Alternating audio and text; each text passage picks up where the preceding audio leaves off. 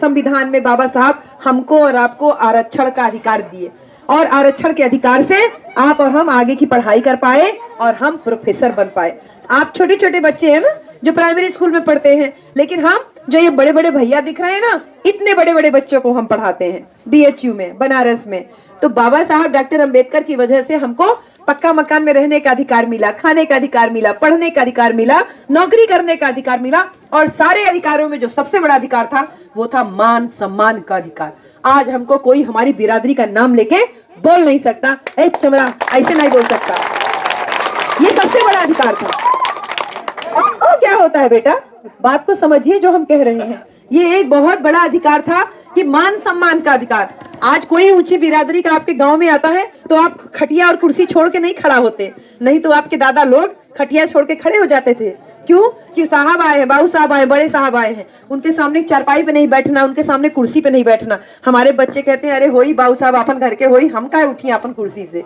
ये सबसे बड़ा अधिकार था मान सम्मान का, जो बाबा साहब डॉक्टर अंबेडकर के संविधान की वजह से हम लोगों को मिला। और इन सारे अधिकारों में बाबा साहब एक ऐसा अधिकार दे के गए कि मैंने समाज को संविधान लिख करके हक और अधिकार दे दिया, बराबरी का अधिकार तो दे दिया, लेकिन अभी बराबरी बाकी है, अभी कुछ बाकी था, और वो बाकी था भागीदारी लेने की, हिस्सेदारी लेने की। जैसे घर में 4 रोटी बनती है, 2 लड़के खाने वाले होते हैं, तो वो कहते हैं 2 रोटी हमार होई, 2 रोटी तुहार होई। ऐसा ना होई कि 3 रोटी हम खाई, 1 रोटी छोटका खाई, नहीं, दोनों जन के बराबर बराबर हिस्सा होई। तो हिस्सेदारी का बात बाबा साहब डॉक्टर अंबेडकर कहे कि सबको हिस्सा मिलना चाहिए। और हिस्सा कैसे मिलेगा, उसके लिए आपको हमको वोट का अधिकार देके गए कि वोट के अधिकार लो, अपने वोट के द्वारा अपना हिस्सा मांगो, अपनी राजा को चुनो, अपनी सरकार बनाओ। जब अपनी सरकार बनाओगे तो तुमको अपना हिस्सेदारी मिलेगी। बाबा साहब जीते जी प्रयास किए, रिपब्लिकन पार्टी बनाए, बहुत प्रयास किए कि वोट के द्वारा हम अपना राजा चुन पाते,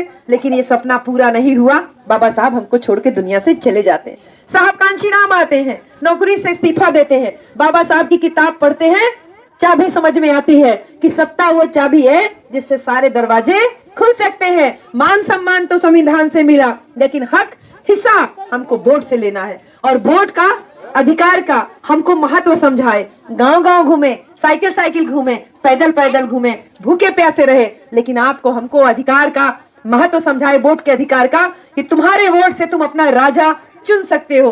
तुम्हारी संख्या 100 में 85 है जो SC समाज के लोग हैं, चमरौटी के, धोबियान, पसियान, नट, मुसहर, ये कुल मिलाए के सब ये लोग, और इसके साथ साथ पिछड़ी जाति जैसे कुर्मी है, अहिर है, लुहार है, कहार है, सुनार है, भर है, मौर्या है, निषाद है, ये सब मिलके, और साथ ही साथ कुछ मुसलमान मिलकर के 100 में 85 है। साहब कांशीराम हिस्सेदारी की बात किए कि तुम लोग 100 में 85 हो, अपना हिस्सा लो। जब 100 में 85 हो, तुमको 1 टुकड़ा भी नहीं मिल रहा है, तुमको 10 भी नहीं मिल रहा है, तुम्हारी संख्या ज्यादा है, तुम हीरो हो, तुमको ज्यादा हिस्सा मिलना चाहिए। नारा दिए साहब कांशीराम, जिसकी जितनी संख्या भारी उसकी उतनी हिस्सेदारी, उसकी उतनी भागीदारी। तुम्हारी संख्या ज्यादा है तो हिस्सेदारी ज्यादा होनी चाहिए। नारा घूमने लगा गांव गांव, जिसकी जितनी संख्या भारी उसकी उतनी हिस्सेदारी। कहने लगे कि हिस्सेदारी चाहिए हमको, हमारी संख्या ज्यादा है, वोट भी मेरे पास ज्यादा है। जब 85 है तो 85 का वोट भी तो हुआ। नारा दिए, वोट हमारा राज तुम्हारा, नहीं चलेगा नहीं चलेगा। अरे वोट हमारा ज्यादा तो तुम्हारा राजा क्यों बनेगा? कहे साहेब कांशीराम, वोट हमारा तो राज हमारा, यही चलेगा यही चलेगा। बहुत रातें बगैर सोए हुए साहब कांशीराम बिताए जब ये नारे गांव गांव घूमे। हमारे इस तमाम जो विधानसभा के साथी हैं, सेक्टर के अलग अलग जगहों से आए हुए लोग हैं, हम आपकी आंखों से साहब कांशीराम को रोज देखते हैं और अच्छा लगता है कि आप लोग साहब का सिखाया हुआ कैडर आज जिंदा रखे हो। इन लोगों से पूछिए, वो समय था कि हमारे लोग नीला झंडा लेके सड़क पे नहीं चल सकते थे, मार पड़ती थी, जय भीम नहीं बोल सकते थे, कूटे जाते थे, जेब में झंडा रख करके चलते थे, साइकिल पे झंडा लगा के भी नहीं चल सकते थे। लेकिन साहब ने वो चेतना जगाई और जब 1984 में बहुजन समाज पार्टी साहब कांशीराम ने बनाई तो नारा जब दिया कि वोट हमारा राज तुम्हारा, नहीं चलेगा नहीं चलेगा, और साहब ने कहा सब लोग चलो बहुजन समाज पार्टी के सिपाही बनो, सब लोग बहुजन समाज पार्टी को वोट दो।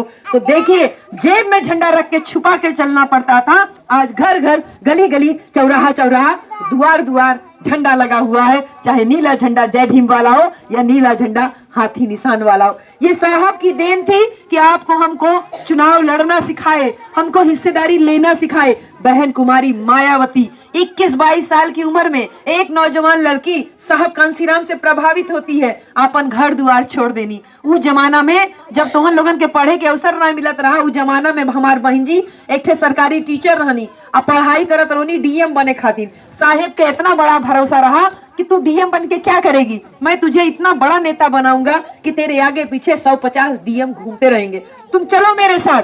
और बहन जी मान्यवर कांसीराम साहब का कहना मान करके अपने परिवार का छोड़ देती हैं, अपने पिता का घर छोड़ देती हैं, एक सूटकेस में कपड़ा रखती हैं और साहब के साथ गांव गांव घूमने निकल पड़ती हैं। और जब 1984 में साहब कांसीराम बहुजन समाज पार्टी बनाते हैं, बहन कुमारी मायावती जी को चुनाव लड़वाते हैं, उधर कैराना सीट से बहन जी को पहली बार में ही 48,000 वोट मिलता है।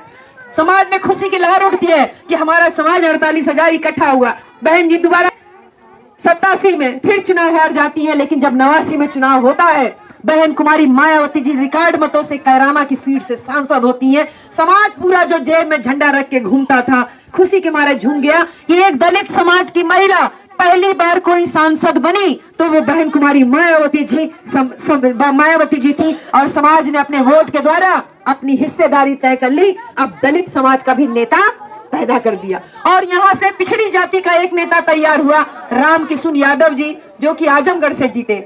हरभजन सिंह लाखा जी पंजाब से जीते, पहले नेता बनी। और फिर उसके बाद बहन जी ने पीछे मुड़ के नहीं देखा। उत्तर प्रदेश में पहली बार बहन जी जब मुख्यमंत्री बनी, 6 महीना सरकार चली, 6 महीना में सारे गुंडे मवालियों की हवा खराब हो गई। सारे डीएम अफसर जो थे ऐसे थर थर कांपते थे। 6 महीना के बाद सरकार गिर गई, दोबारा बहन जी मुख्यमंत्री बनती।